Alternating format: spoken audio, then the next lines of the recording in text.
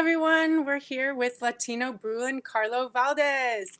We're so excited that you took the time to speak with us today. We're excited to get to know more about you. So we'll just get started. First question, were you born in the US or when did you come to the United States? Yeah, I was born in the U.S., California, and yeah, my grandpa, my dad's side, he was born in Mexico, Okay, but um, yeah, a couple generations here in California so far. great. And so do you remember when you got into UCLA? Yeah, so it was strange because I actually plan on going elsewhere because for football I had scholarships to Washington State and Arizona State, and had plan on going to Washington State, but because of coaching changes and things like that, it just didn't work out. And UCLA was almost like a backup plan.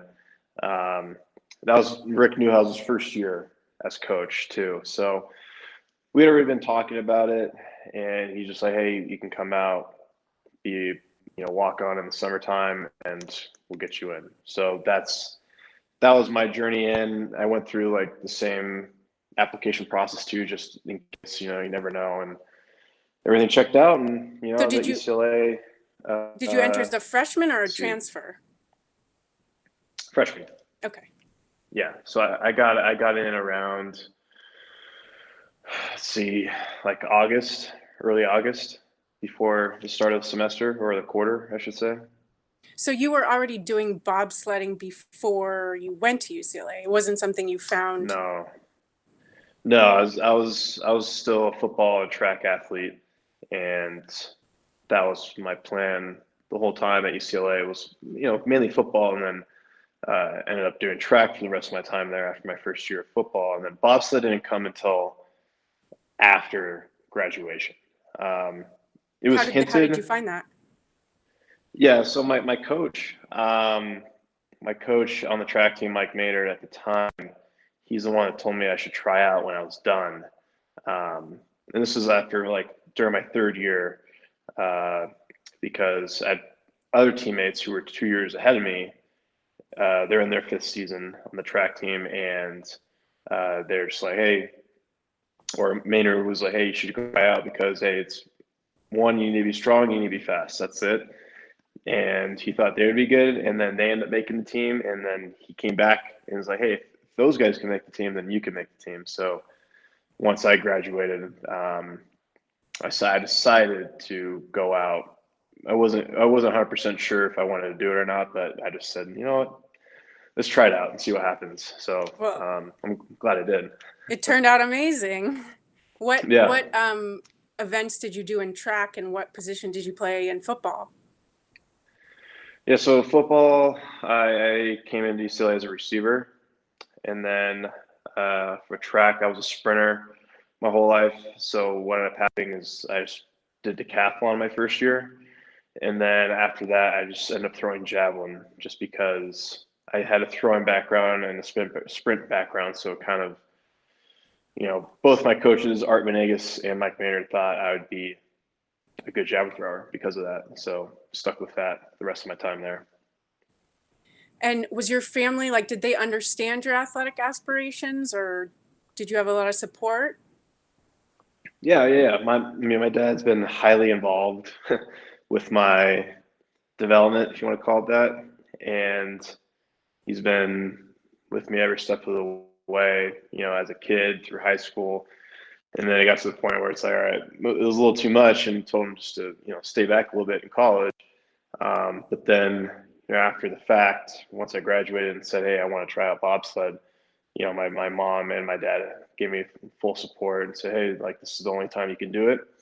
You can't take time off and go back and do it. Like you got to try it now. So Yeah. yeah, it's cool of them to see that I still had a passion for it, and yeah, they've been supporting me ever since. Did you find like a mentor or something in bobsledding because it was new, or how did you kind of learn so fast everything you needed to know? Yeah, it's a sport where you think it's very simple, but actually there's a lot of just small little fine details and technical stuff that you need to be able to pick up and learn pretty quick in order to be competitive. So, I mean, as far as like a mentor goes, I mean,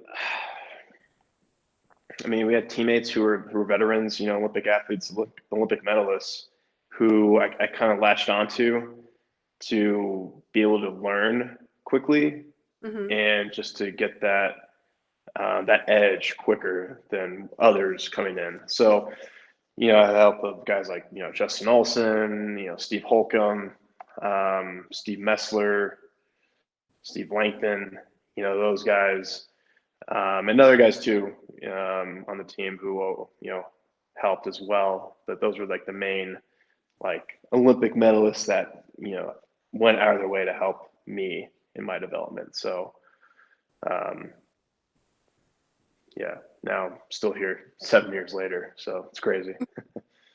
What did you study at UCLA? So I was a history major, nothing crazy. Just I wanted to get into law, Hmm. as an undergrad, but UCLA didn't offer any undergrad law classes or a major. So yeah, that was out of the question. And just said, I'll just get a degree, and chose history as that degree. Um, I enjoy history, so it was just wasn't anything specific. Just wanted to get something. What was your favorite hangout in Westwood?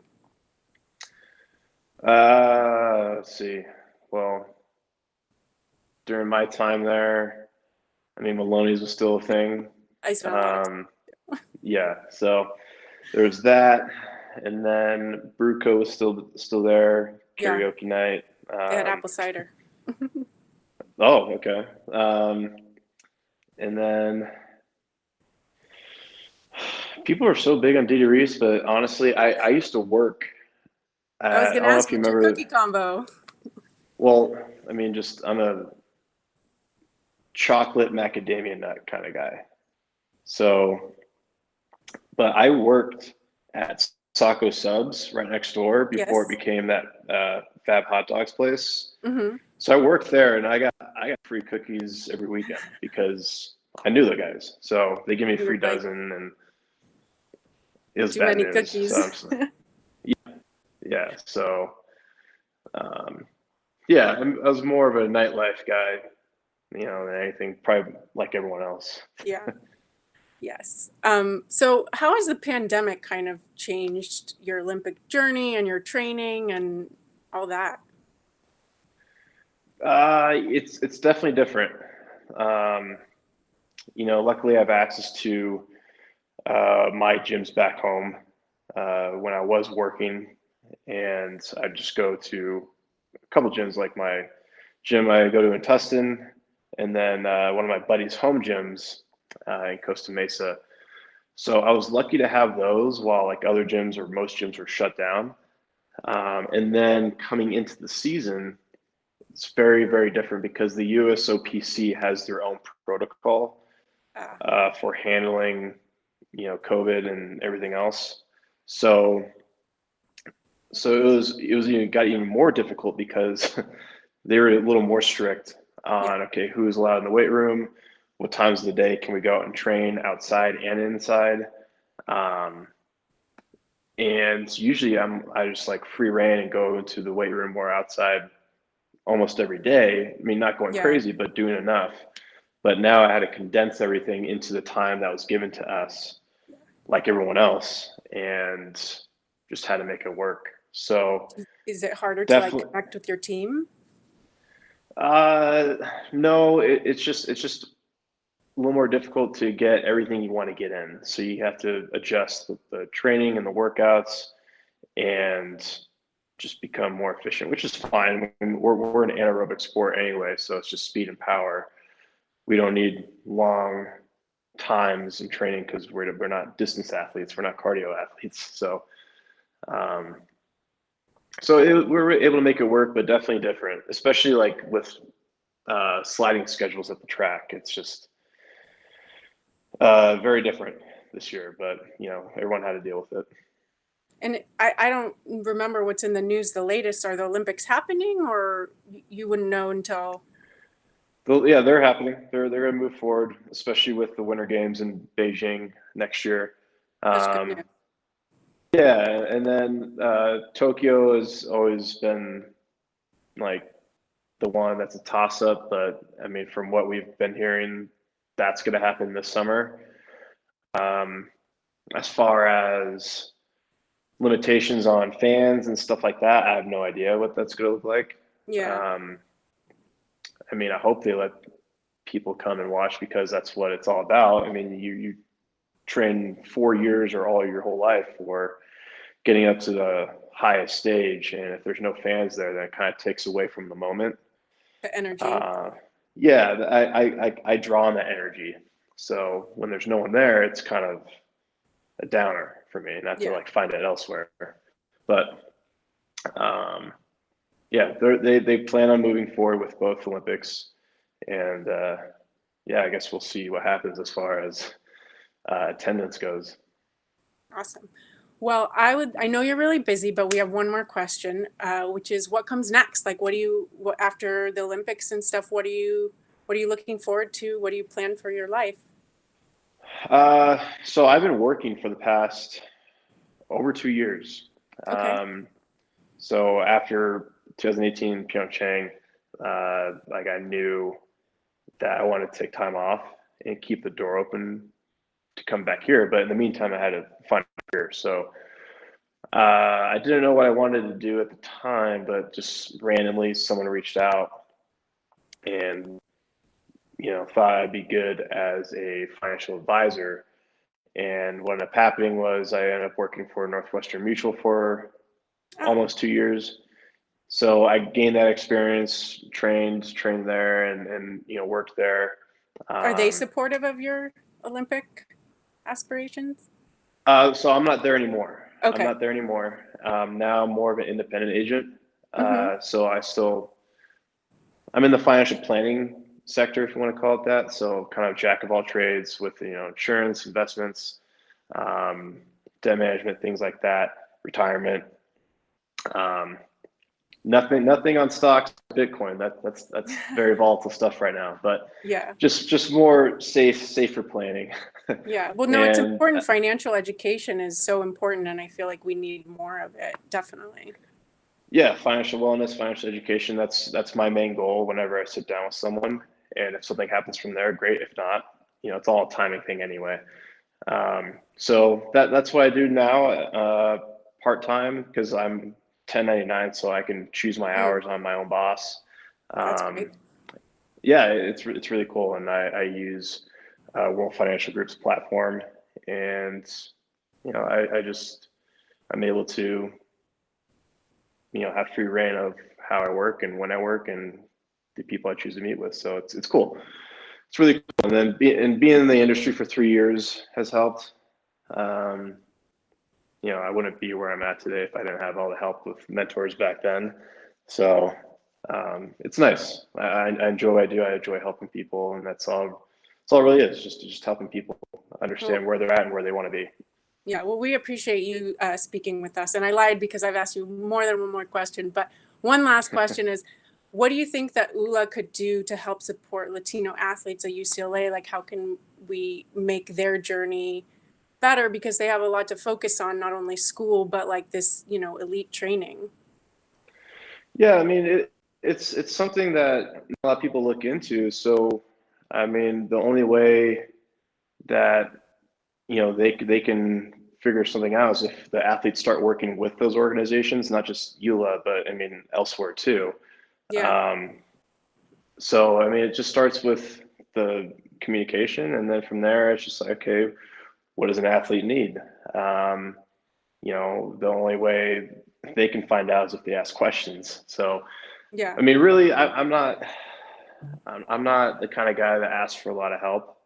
Other athletes, maybe, but um, financially is definitely a struggle for a lot of athletes in these kind of sports, just because we're not fully supported yeah, financially by the USOPC. We get stipends, but it's not like, hey, here's a year contract.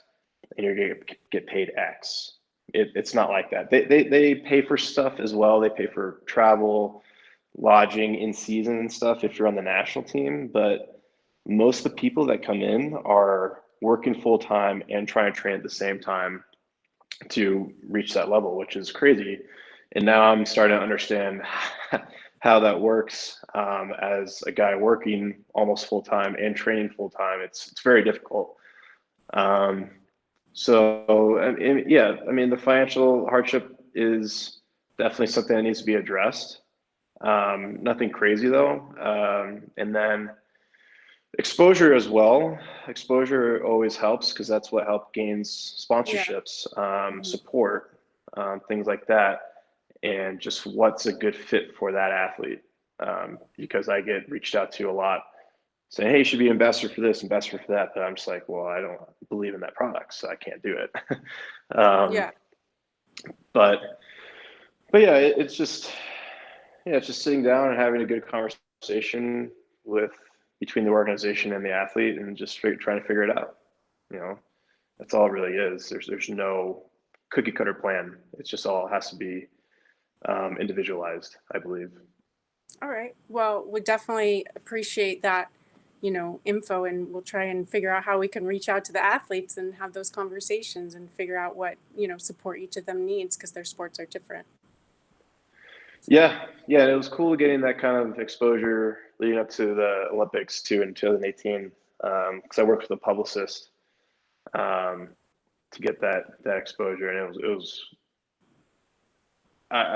was cool. I was gonna say I don't want to say shocking, but it was like, oh man, there's a lot of people out there that want to hear the story, Yeah, but we just don't know exactly. because we don't know how to get access to those resources. So, um, but yeah, it was very cool to do that before Korea and get that Latino exposure. So it was cool. Yeah, that's a great idea. We can definitely do that for people. So, thank you so much. I feel like I've learned a lot, and I feel like we have good things to bring forward to the organization, and we will be rooting for you. We're really excited.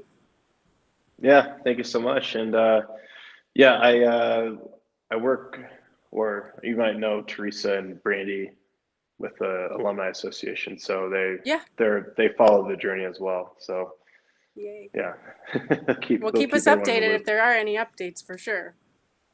Yeah, yep. We're right now. I'm here in Park City for team trials for the Olympic year next year.